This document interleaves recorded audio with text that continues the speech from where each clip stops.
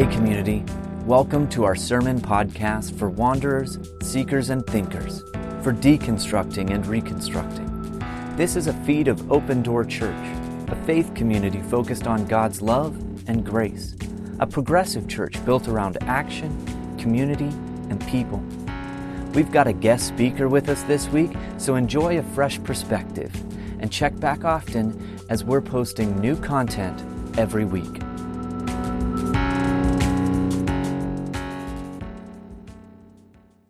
All right, let's get started. So, in the spirit of being brutally honest, I actually don't want to be here this morning. And it's not that I don't want to be with you, and I actually love public speaking, but first, trigger warning, activation warning. You may feel some things in your body this morning. I'm going to be talking about hard things. As per usual, it's my thing. But there will be mention of suicidal ideation, mental illness, and some other hard things. So if you feel any of that in your body, or if you feel activated or anything, please take care of yourself. I won't, hopefully, have hurt feelings if you need to walk away or get a drink or something like that. But I just want to put that out there in case that is needed.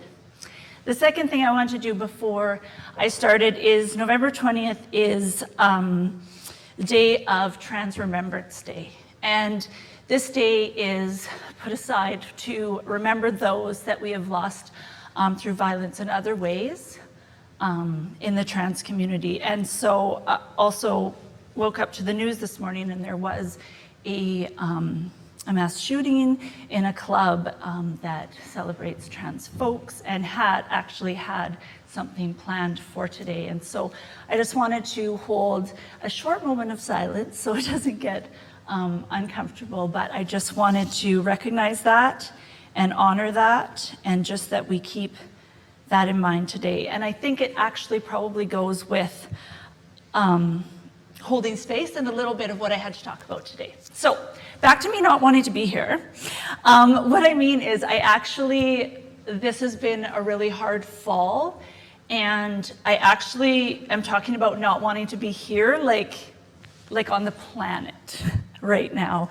And that's really hard, and that's really hard when you come up to speak, because a lot of times what you get is my super excited self and myself with lots of ideas, and I love public speaking when I'm in that space, but I'm not, but I'm showing up anyways. And I went through the week, I was sick this week, and I was like, what am I going to talk about? And I'm like, I'm going to get some really Jesus-y stuff, and I'm opening my Bible, and there's Jesus, and yeah. And I have verses and things, and I spoke after my friends for the last 3 weeks that are like theologians and all these things, and I'm like, oh, what am I going to talk about? And thinking about that kind of thing, and then I'm like, well, I'm a storyteller, and isn't Jesus in the business of telling stories?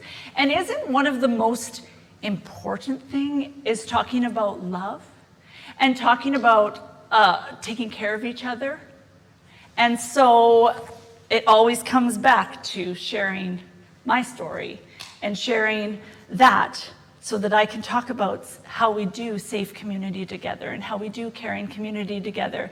And so, funny story, I decided, okay, well then I'm going to print up everything I've ever written. And for those of you who don't know, that I speak and write on the internet about mental health, and I have a podcast. So there's a lot of papers. And so I started printing them all out, and I'm like, surely there's something in here I can say. And I started printing them all out, and then I ran out of ink when it got to the parts where I actually had Bible verses. And I'm like, okay, God, I'm hearing you. You're saying the story. Go back to the story. And so then I contact my friend Courtney, who's here, to make an image. And she's like, well, what's the title? And I'm like, I don't really know. And then I'm like, well, could it be, why do I public speak? Because everything I say is garbage? And so, being the awesome friend that she was, the first one was not Our Stories Aren't Over Yet. The very first title was Why Do I Public Speak? Because everything I have to say is garbage. And she made it. And so I had to double check that I didn't send that to Nathan this morning. So So, here we go. I'm going to share my story this morning. And for those of you that heard it, I hope that you get something new out of it. And then I want to share how we can create safe spaces together and how we can make the church more of a community of care in the messy yuckiness that is, people and mental health. So here we go with some of the pages that actually did print. So let's pray. I pray into the space where we were gathered for in this moment. I pray that we are open and willing to experience what you have for us today. Help us be fully present with each other. Help us see you this morning, Creator. Even if we feel heavy and weak and alone, I pray we can speak in the hard and necessary places where God meets us, God knows us, claims us today and always. And I have to believe that a part of healing is coming here, using these old pages and believing that my story is worthy of being told. So here we go.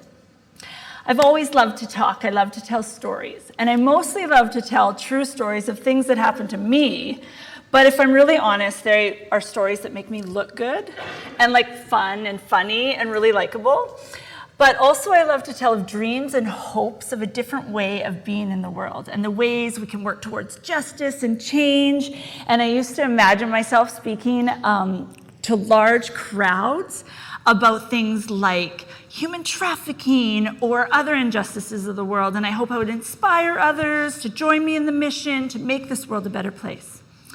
I never planned on speaking and sharing about mental illness, shame, and vulnerability. And I never, ever wanted to tell what I used to believe was my shame story. I didn't want to speak here or anywhere about mental illness. And I certainly didn't plan on writing, speaking on stages, online, and on a podcast that I live with bipolar II disorder. Speaking of health struggles is what I believe God is asking me to do here.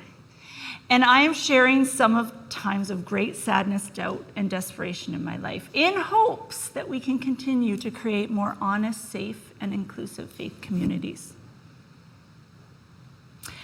12 years ago, I found myself in the emergency psych ward. It was 12 years ago that I was diagnosed with bipolar II. For me, it was a little bit shocking, but also not that surprising. I've struggled my whole life with depression and anxiety. I have high highs and I have very low lows. So high and so low that it's often hard to think straight and it's physically painful to exist.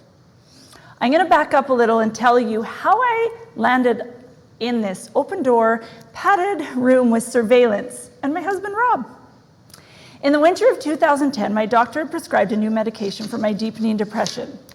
Most of the winters of my adult life were hijacked by darkness. Even every year around the end of October, I would start feeling down. And that year was one of the worst. This is a seasonal pattern for me. My brain chemistry changes like clockwork. My depression usually lasts until spring, and then it changes again. My mind does a switch then, and then I'm on rapid fire. And in the summer, I suddenly want to do all the things all the time, and I have the best ideas ever. Don't tell me otherwise, I will not believe you. Unfortunately, along with these enthusiastic, rapid thoughts come crippling mental and physical anxiety. The messiest day for me was, surprise, in a church. I was sitting in church and I was waiting to go up to lead the kids in VBS because I was the leader and the one that on the stage that pumped up the kids, and we were going to share that with the congregation. I went to a very giant mega church with a lot of people. And as I was sitting there waiting to go up, instead of looking over and seeing the kids and their excitement and trying to remember the lyrics and remembering not to sing too loud because my voice is tone deaf, I was thinking of the candles in the front. And I love that this church has flameless candles. That's very helpful for me. Because what I was thinking about when I was sitting there was how all of us were going to light on fire. I was thinking about children's clothing. I was thinking that we were going to knock it over when we were doing our ridiculous dance moves. And then I couldn't stop thinking that even my own hair was going to catch on fire and it was going to go up in flames. And as you can see, I have a lot of hair. And I was thinking it was going to take the whole church down. And I say it funny, but I literally believed it. And so before all of us go up together, I tiptoe, like as if the 1,000 people weren't going to see me, sneak up, and I go and I blow out the candles. Okay? I blow out the candles, the super sacred, probably meaningful candles in front of the entire church, because I believed without a doubt that we were going to start a fire. As I walked up to the front and blew out the super symbolic candles, I started to catastrophize the situation. But then I slowly pulled back and we went up and we sang and we did our dance, and I was pretty sure I wasn't too loud and ruined everything. But then immediately after, I kept seeing those flameless candles, and they were symbolizing all my flaws and failures. We then got called into the pastor's office to talk a little bit about maybe why we're going up and blowing up candles. Maybe we won't do this next service, and then actually listening to my concerns, and they removed the candles because it's not good with small children, right? And I remember leaving that office, and I started sobbing. And I had to get away because I was a leader in the church and I knew everybody, and the new service was coming and we were going to do it again. And I just needed to get out of there. It was a very big church. I don't know where I found these stairwell, but I went into the stairwell and all I remember is lying on the floor and sobbing. I don't remember how I got rescued, and I don't remember how I got home. But I knew in that moment that I needed to further search for help. I laid there that night for another sleepless night. I hadn't slept more than 2 hours in probably a couple weeks. And I was laying there again, alone with my thoughts. And I kept thinking, surely God has more than this suffering for me. It is really hard to get help in Canada without going to emergency. There's nothing in between. And I'm what they call high functioning. So my intense mood fluctuations were not obvious to medical professionals. They saw my depression and not what's called hypomania. All they could see was my accomplishments, that I worked as a teacher on call, that I took care of my home, my little girls, and I had several leadership roles in the church. So that night after the candle meltdown, I was desperate. And I begged God to heal me. But instead of miraculous mental healing, He actually gave me the strength and courage to gather up all my shame and embarrassment, wake up my husband, and go to emerge and seek treatment like I never had before. The moment I entered that emergency room, I knew and decided that I was unwilling to lose another winter to depression and spend summers high and full of fear and confusion. I was unwilling to yet again burden my family and my friends with my dark, hopeless thoughts or my sharp, anxious words. I was unwilling to listen to the same cruel tapes that played in my head. So that night, as I was telling all of my story, and really actually I was hoping that they would just give me a Valium and I'd go home. They don't just hand out Valium, just FYI. You have to talk to them. And so I went there. They talked to my husband. They actually gave me medication in the Valium family, went home, but I had to promise that I would come back. And so I came back the next day, and I was ready to be admitted. And in fact, at that time, that seemed like a hopeful thing to me. And then they told me that I wasn't, and I feel like I can own this word because it's kind of mine. It felt like they told me basically you're not a harm to yourself, so you don't get to stay here. And I was like, well, awesome, failed at that too. I'm not crazy enough to even stay. But I know your brain goes there, right? So that day, it was suggested that I go to this place called Crest, like the toothpaste. I looked up what it was called because I couldn't remember, but it was Community Residential Emergency Short Stay Treatment. And I went there. It was by choice. You could leave when you wanted, but I went there and I was like, I am staying here until they figure out what is going on. And it was there that I learned that I have bipolar 2 disorder. Bipolar 2 is similar to bipolar 1, your mood cycle between high and low. You also have medium times. But with bipolar 2, the up moods never reach like the full-blown mania. But they do have lower lows. And so it was pretty terrifying to get a diagnosis of the world bipolar. It felt heavy and misunderstood. I've seen the shows. We're super awesomely represented on TV. I did not want to be put into that box, but yet there was kind of a freeing thing. It was almost like someone telling me, hey, like there's not something fundamentally wrong with you as a person or personality. This is actually an illness and not all your fault. So I now know that speaking out and sharing this releases me and some others of some of the shame that we carry. I know it's not my fault, and I know a part of my brain doesn't work as it should. Historically, many of us with invisible mental illnesses have not always been treated so well in the church.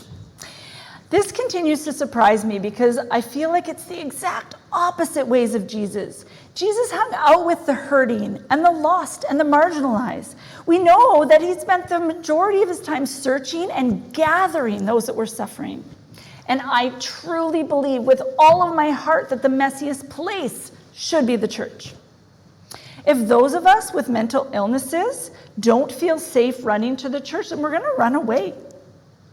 And when I speak at gatherings or interview others on the podcast, I hear the stories over and over and over of those that have been deeply wounded or have left their small groups, Bible studies, or even their churches altogether.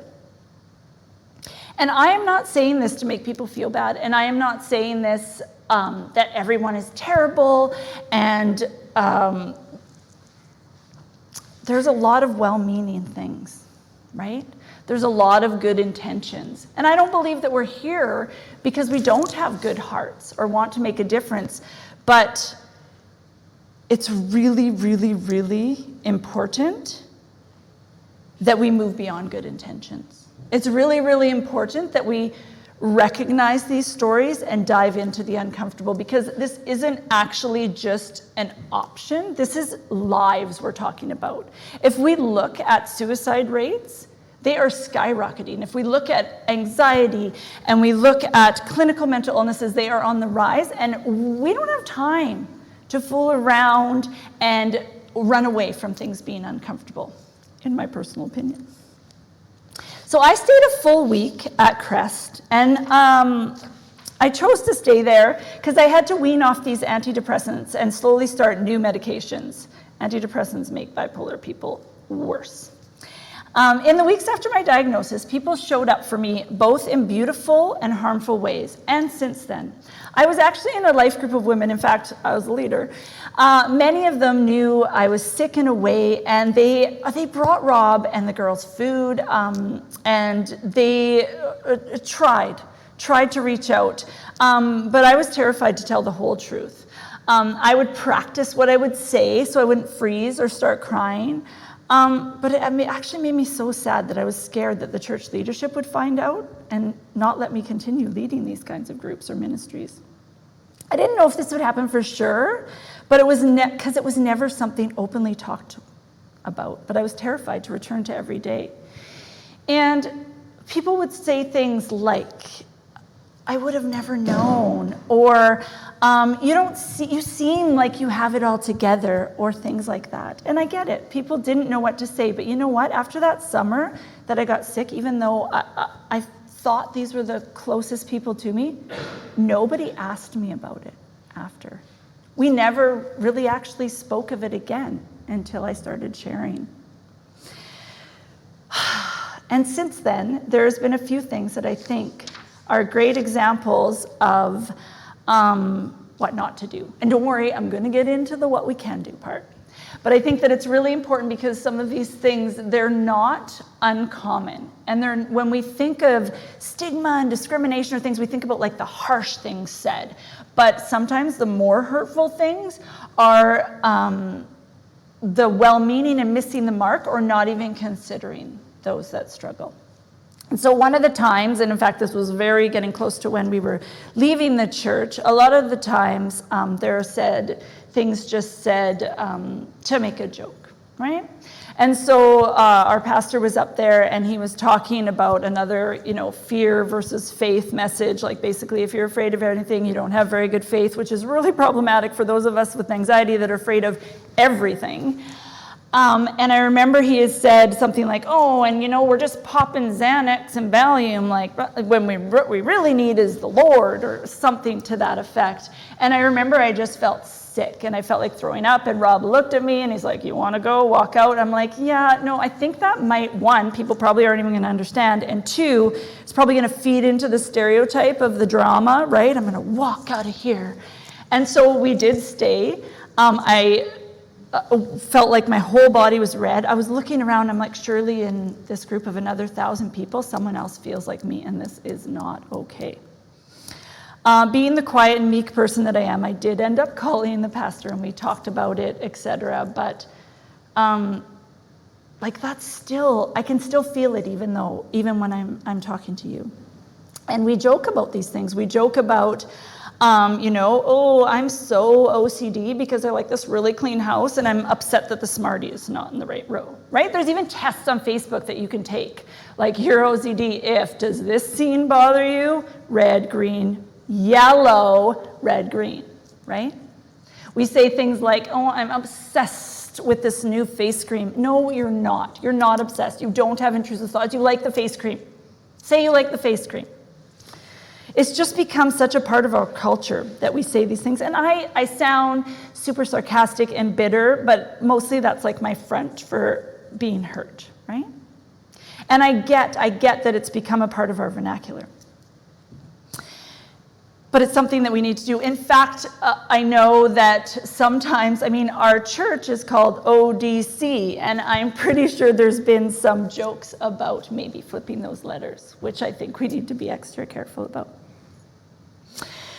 The other really, really hard thing was I get asked to write for blogs or talk or whatever, and I got asked to write. I had a really beautiful experience writing for one of the Christian women's blogs, and then I had another experience that I'm going to tell you about, and this is very recent. And I have a hard time showing up in those spaces anyways, because some of my, really church hurt wounding happened in a lot of the women's groups and spaces, because that's the only place I was allowed to lead in. And so I hummed and hawed if I wanted to do this, and I'm like, you know what, they reached out because I am a mental illness and health advocate, and so I'm going to do this. I prefer speaking over writing. In fact, I agonize about it. But I wanted to read you just a little chunk of what I wrote so that you could see how I was putting my heart out on the line, and then maybe how it was treated. And then we'll jump into things that we can do. So I wrote this piece, and I'm just going to read a part of it, about a situation. So this is what I gave. I said, I was getting ready for my usual Tuesday morning Bible study, but I was struggling. My world had gone dark and sadness threatened to suffocate me, and it wasn't the first time. That morning, I had no longer had the energy to pretend that I had the joy of the Lord. In my head, I was starting to believe that God had forgotten about me. I was scared in my dark thoughts and deep feelings, and I knew I couldn't carry them alone anymore. I made it to Bible study that morning, but I wasn't mentally present. And when it was prayer time, I suddenly felt as if all eyes were on me. So I took a deep breath, and before I knew what was happening, my whole story tumbled out. I told the group how tired I was of pretending that I was okay, how exhausting it was to act like I had it all together when I could barely get out of bed in the morning. I told them that I'd lost all hope, and I often silently wished I could disappear, like completely. Finally, I said I need help, and the room became quiet and uncomfortable. I sat in silence, afraid to look at anyone, and I was sure they thought I was a terrible Christian, or even worse, a terrible mother. It felt like hours until someone said something. "Oh, honey," the group leader sighed. "It sounds like you're just tired from having another baby." And then she asked, "How are your morning devotionals going?" And she added, "I know when I'm in a funk, I read the Word of God and I feel so much better." Someone else told me I didn't need medication, I just needed more of God. And someone mentioned how a friend of hers overcame her sadness by writing out the scripture every morning for a year. Another suggested, maybe you should get outside more. And another voiced her shock of how much I was struggling since I was a leader in the church. And I sat there and I nodded numbly, willing myself not to cry, and it was decided that they would pray for me and organize a meal train. When I walked out of that meeting on that Tuesday morning, I felt full of shame. That's the worst feeling, isn't it? The group had confirmed my very worst fear, that I didn't belong, not as I was. And I secretly vowed that day never to talk about my struggles at a women's Bible study again, or anywhere churchy. And this is where I crossed out a bunch of things.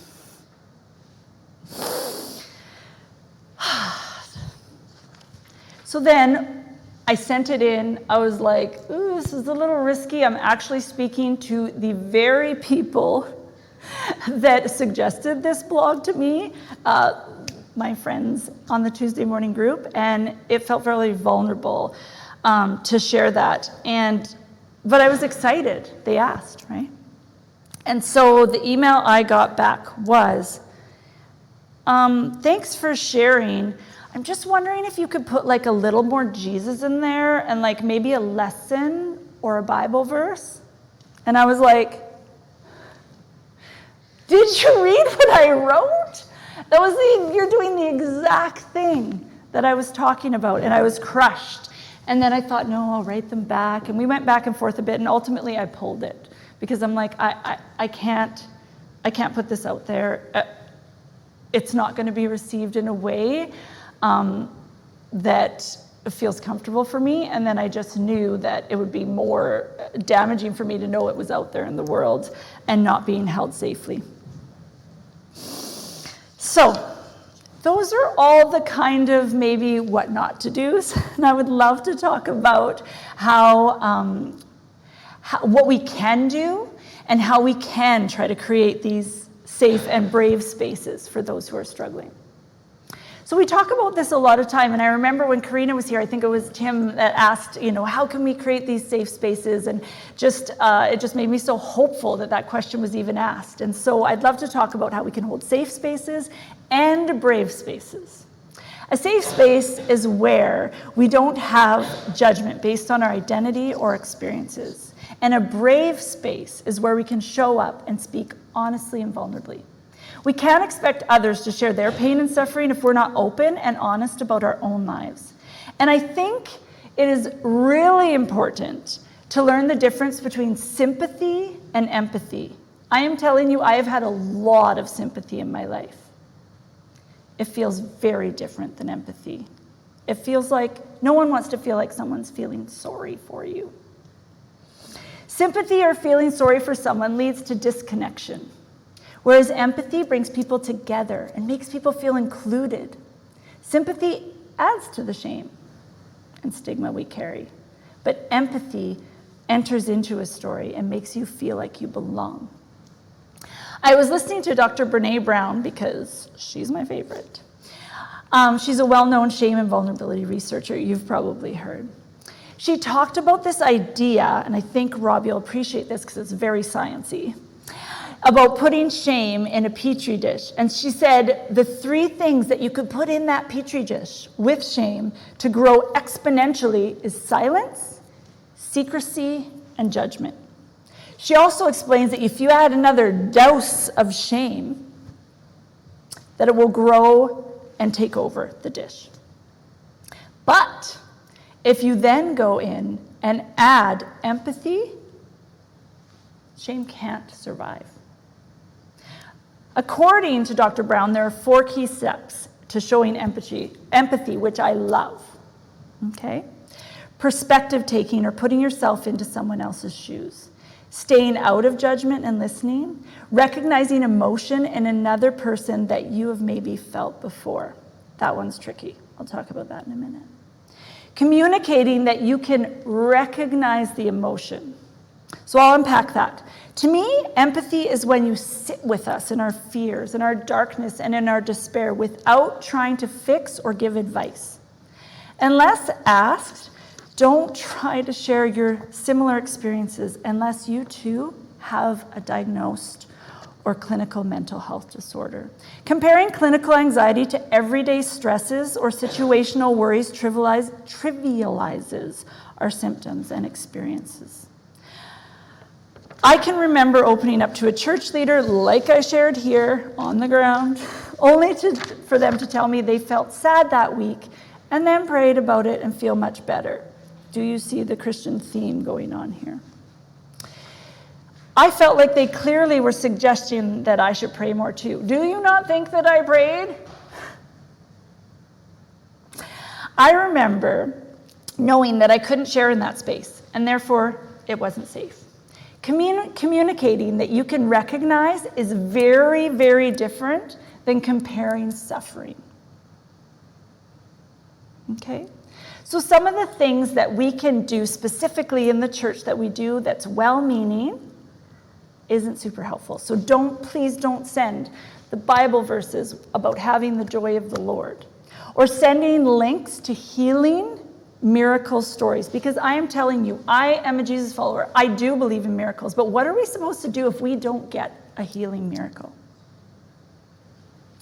It may seem helpful, but it can make us feel worse and like our faith is being judged. And please don't tell us that this is our cross to bear, or the worst is that our illness is a result of sin in our own lives or generational sin. That one's a doozy. Please don't, no, unless asked, please, this is going to sound the opposite of probably what you've been taught, but please don't add us to prayer chains, okay? Of course you can pray for me silently in your heart, but when you put me on prayer chains and then let me know, I can see your disappointment when I don't end up in the answered prayer column.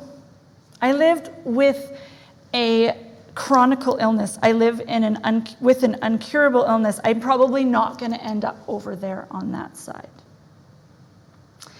It gets really uncomfortable, but it means everything when you continue to show up and listen and be present.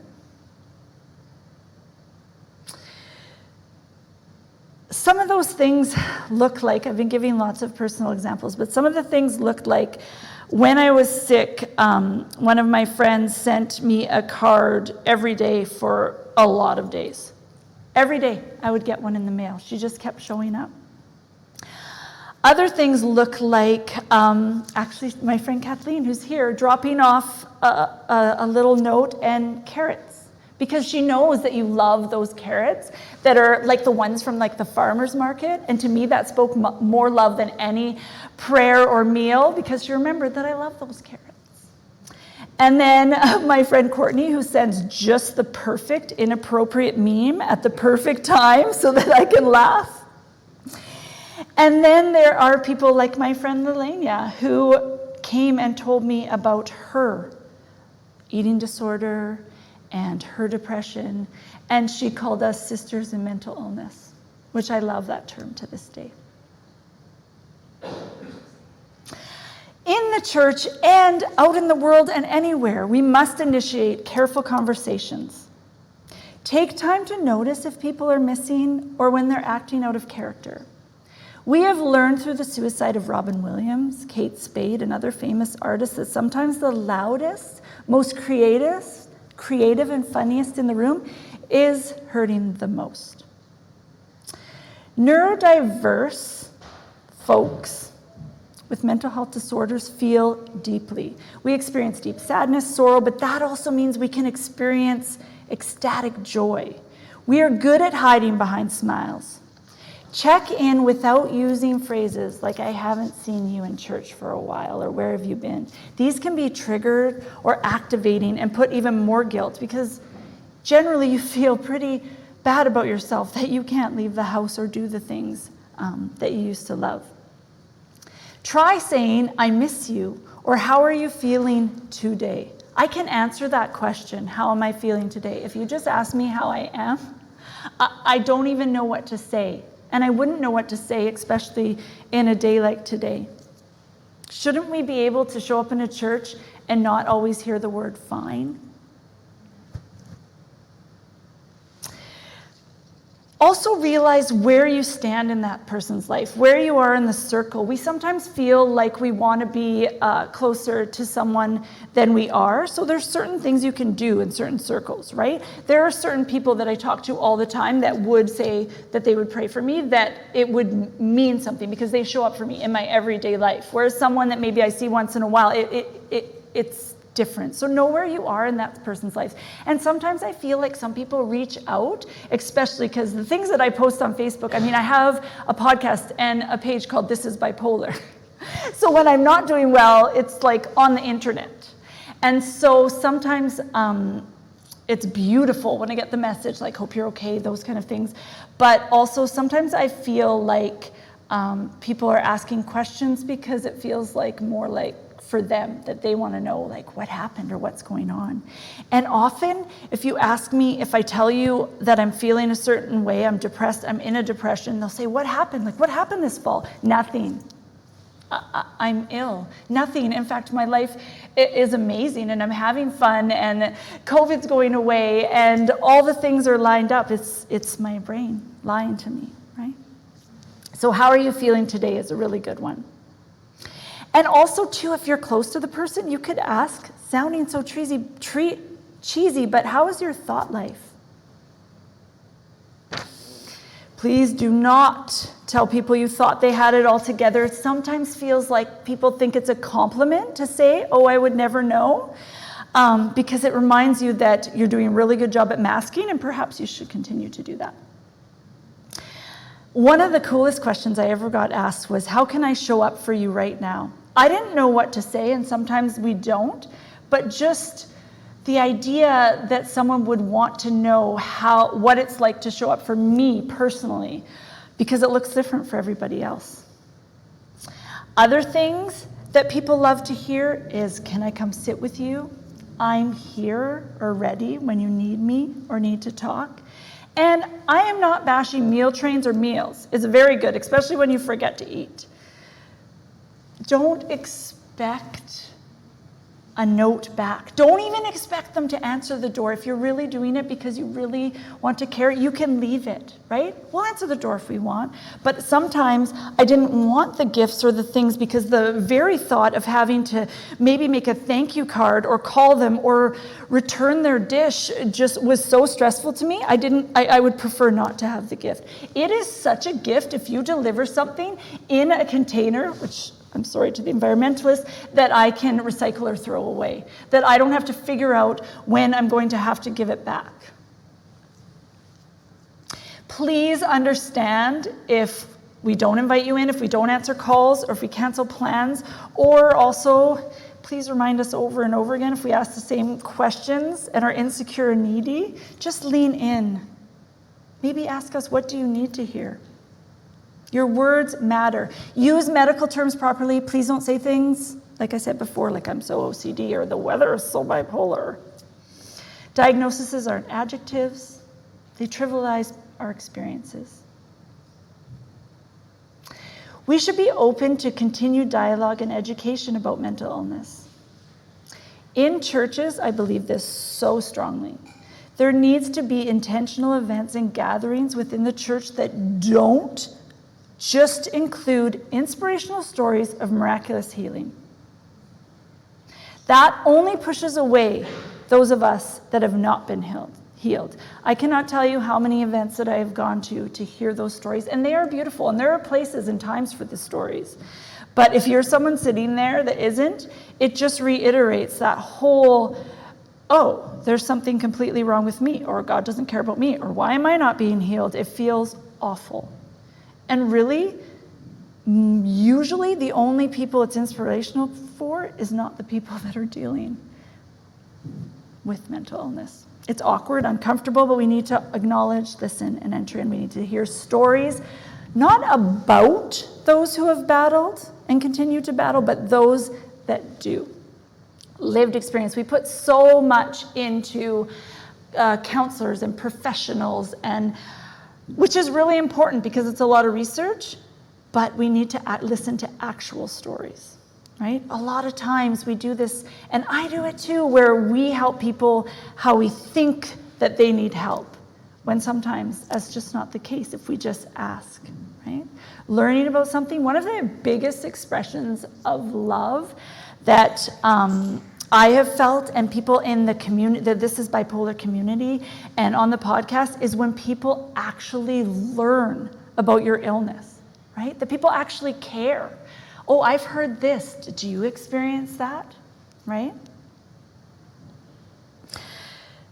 The biggest thing is to try and understand that it's not linear, that we're going to have reoccurring symptoms.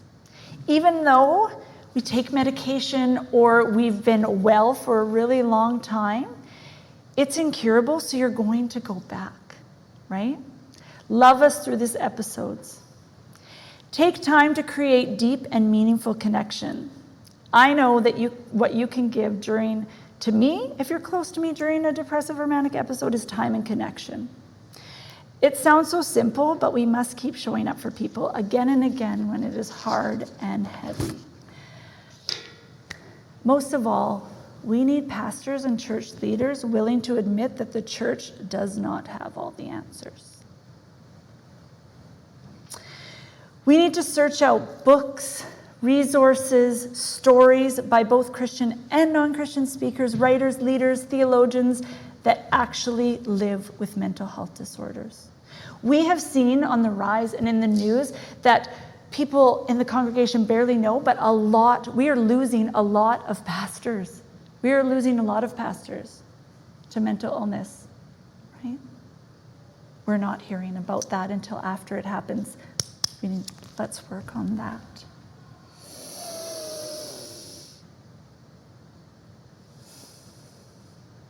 Have lists of psychologists and resources that are available in your area for those that are struggling, and also for their families to support them. We must, in the church, normalize therapy and medication. I give the example over and over again about like diabetes or asthma. Would we tell someone, oh, you need to be stronger. You don't want to rely on that. You might need to take it forever. It doesn't mean that you don't have faith if you take psychiatric medication. And let's lead with authenticity and vulnerability because it gives us permission to do the same. I'm convinced that we must make the church messy, a sacred sanctuary for the suffering. And if we truly listen and love like Jesus, we can smash this stigma around mental health and open our arms wide for the messy and the hurting and the broken, just like Jesus did. I would love to end with a reading from the book called Glorious Weakness, Discovering All We Lack by Aaliyah Joy. Aaliyah Joy was the first Christian woman that I ever read online that talked about having bipolar disorder. She writes, when we gather in community, we need to fully embrace weakness. God wants us to see and know each other's stories and fiercely love no matter what they are. We're all hurting from something, but we're never meant to carry that hurt alone.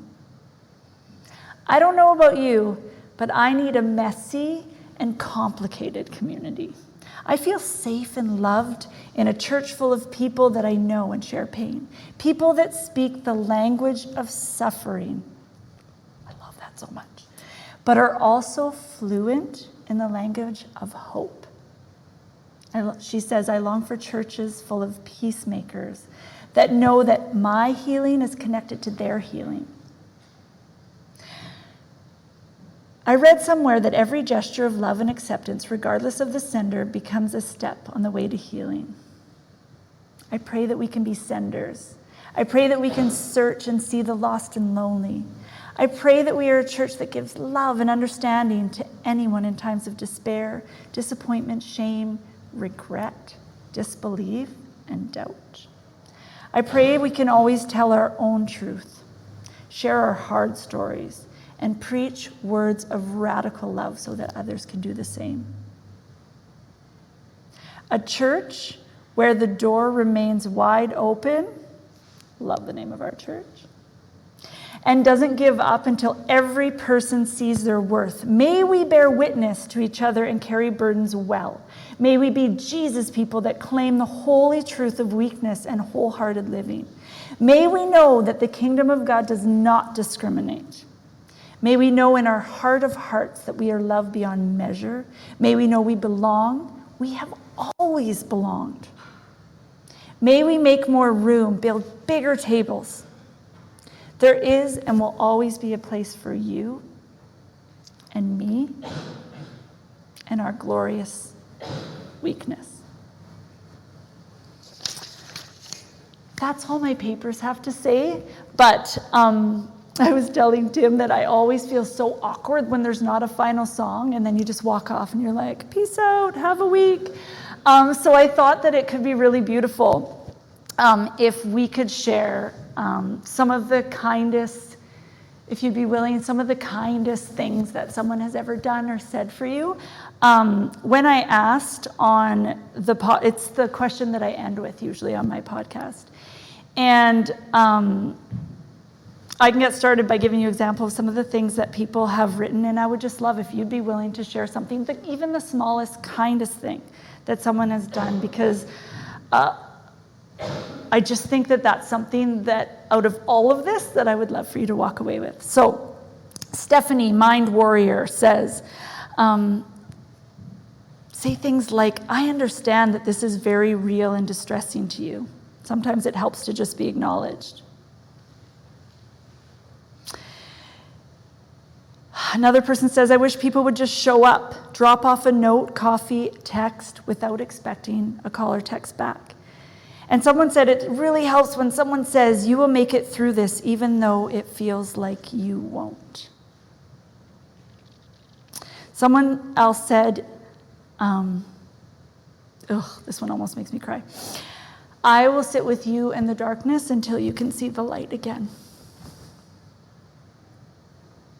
You are not your illness. I believe in you.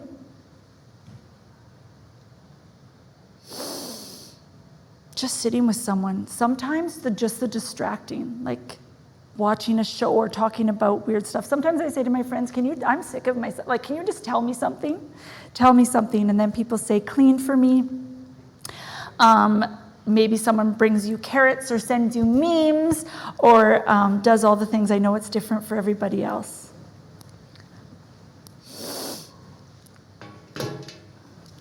I love this one, especially for my anxious bunnies that have social anxiety. We want to be, so I'm an extrovert, so I don't experience this, but a lot of people I know experience social anxiety, right? Or introvert, like want to stay home, but you still want to be invited. Have you ever had that where you want to be invited, but you know you're not going to go and you know, right? So still invite people. But I love this person said that their friend said, you don't have to come. I do want you to, but do what's best for you, and I won't be upset no matter what you decide to do. What a gift that is, right? It's like we still want you there, but do not worry. Don't feel the pressure, right?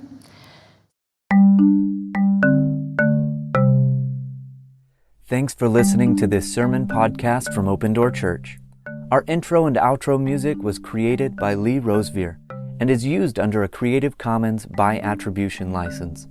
Have a great week, ask the hard questions, and explore God's love. Everyone is always welcome to join the journey with us at Open Door. Learn more at opendoorfamily.ca. That's opendoorfamily.ca.